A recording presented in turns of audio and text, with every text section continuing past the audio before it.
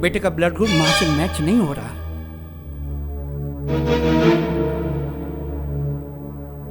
नहीं मिल रहा है।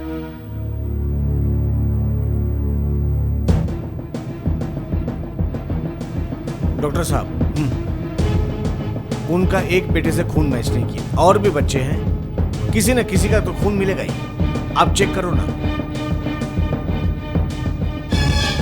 ठीक है, एक एक करके अंदर भेजो, देखता हूं किसके साथ मां का खून मैच होता है।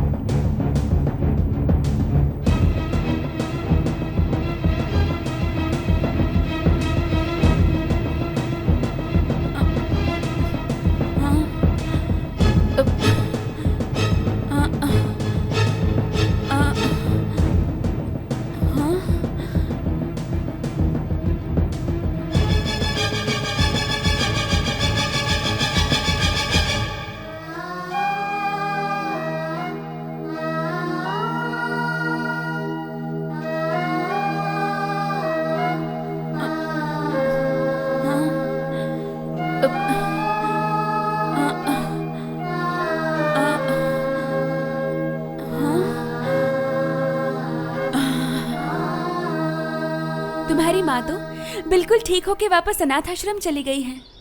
अब तो तुम मुझे अपने साथ ले लो ना। हाँ, अभी जाऊंगा। तुम भी चलो मेरे साथ। नहीं, तुम्हारी माँ के सामने आना मुझे शर्मिंदा करेगा बहुत। मेरे पिताजी ने ही तो। इसमें तुम्हारा कोई कसूर नहीं है। चलो, नवाब जी भी हैं, माँ से तुम मिल भी लो और हमारे बारे में भी बता देंगे। तुम भी ना बदमाश कहीं के।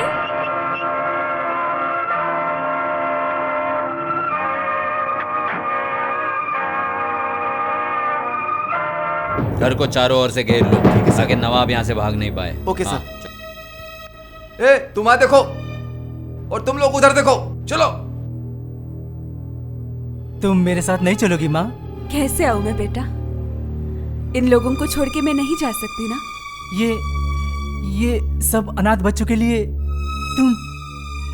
तुम अपने बेटे के पास नहीं आ पाओगी। एक बार मैं आई थी ना, और उसकी सजा भी मुझे मिल गई। मुझसे मुंह फेर के मेरा पिकलू मुझे छोड़ के चला गया। जो गलती मैंने एक बार कर ली, दोबारा वही गलती नहीं करना चाहती। गलती? माँ होकर बेटे के साथ रहना गलती? मैंने जिस तरह तुझे जन्म दिया था बेटा, वैसे ही इन छोटे छोटे नन्हे मुन्ने बच्चों ने भी मुझे एक नया जन्म दिया है बेटा। उस दिन तुझे बचाने के लिए खून की कुछ बूंदों का बलिदान दिया था मैंने, और इन बच्चों ने मुझे बचाने के लिए खून का कतरा कतरा दिया है। अब इनको छोड़ के मैं कहीं नहीं जा सकती बेटा। और तो और तुम्हें संभालने के लिए एसपी साहब जो है, लेकिन इनके साथ तो कोई भी नहीं है बेटा। क्यों नहीं है?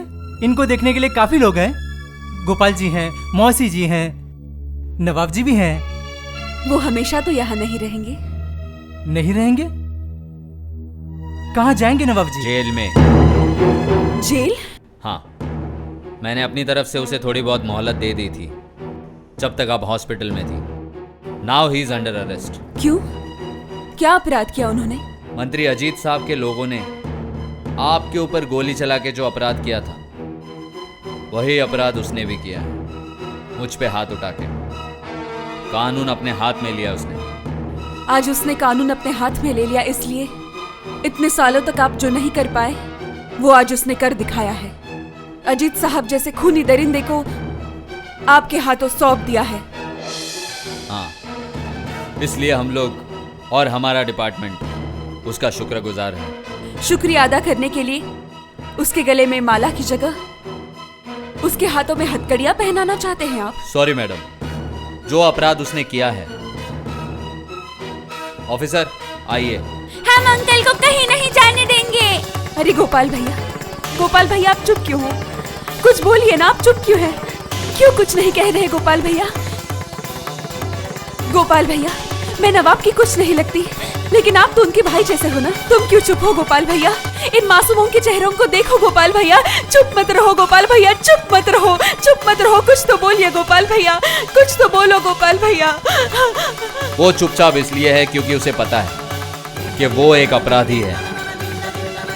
जैसे हर गुनाह को सहना एक अपराध होता है और अगर उसका बदला लेने जाए कानून को अपने हाथ में लेके तो वो भी एक अपराध है। नहीं,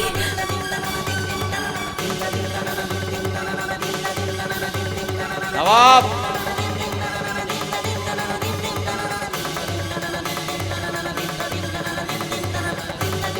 नवाब, तुम जहां पे भी हो बाहर आओ। तुम्हें चारों ओर से पुलिस ने घेर लिया है। You are under arrest. Nawab, नवाब।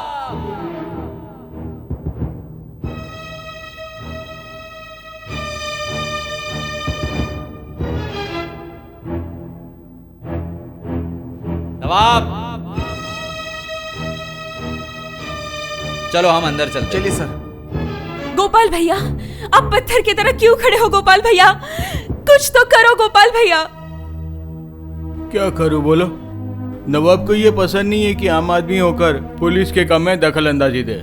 और कुछ ना कर पाओ तुम, लेकिन कम से कम उसे भाग जाने के लिए तो कह दो तुम लोगों ने उसे ठीक से पहचाना ही नहीं। भागने वाला आदमी नहीं है नवाब। नवाब भाग कर जाएगा कहाँ? मैं यहाँ हूँ।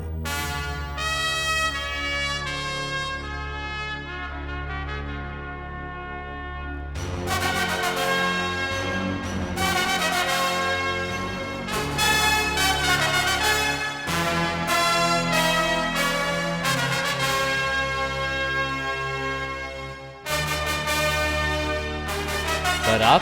पुलिस की वर्दी में जो काम मैं कर नहीं सकता, सिविल ड्रेस में वो काम मैंने कर दिया।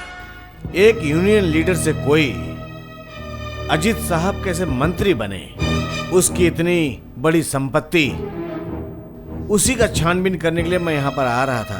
तो स्टेशन पे देखा कि कुछ गुंडे सरोमा को, उसको लेके मैं आश्रम में आ गया, गोपाल भैया के आश्रम में। गोपाल भैया भी पुलिस में ही थे।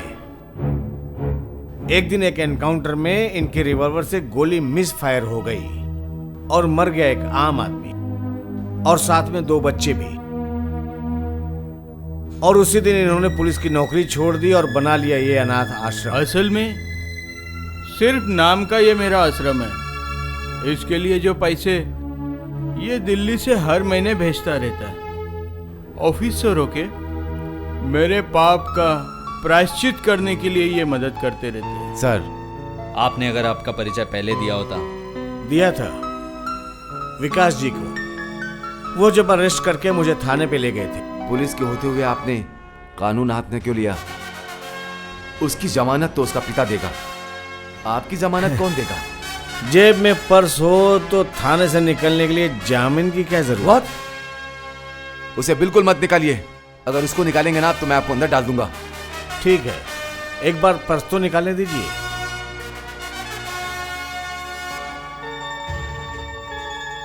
लेकिन ये बात किसी को पता नहीं चलनी चाहिए, किसी को नहीं।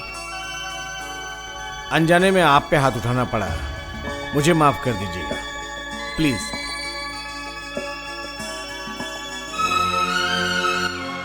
चलता हूं सरोमा, चलता हूं गोपाल भैया।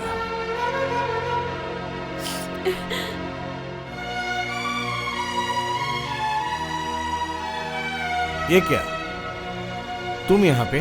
वहाँ से आते वक्त एक पुलिस ऑफिसर ने मुझे आपके बारे में बताया। सुना है इस गेट के सामने आपकी जीप है और आप इसी गेट से निकलोगे, इसलिए। आओ।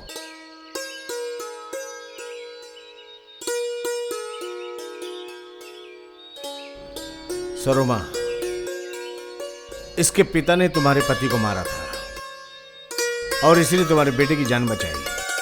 ये नहीं होती तो उस दिन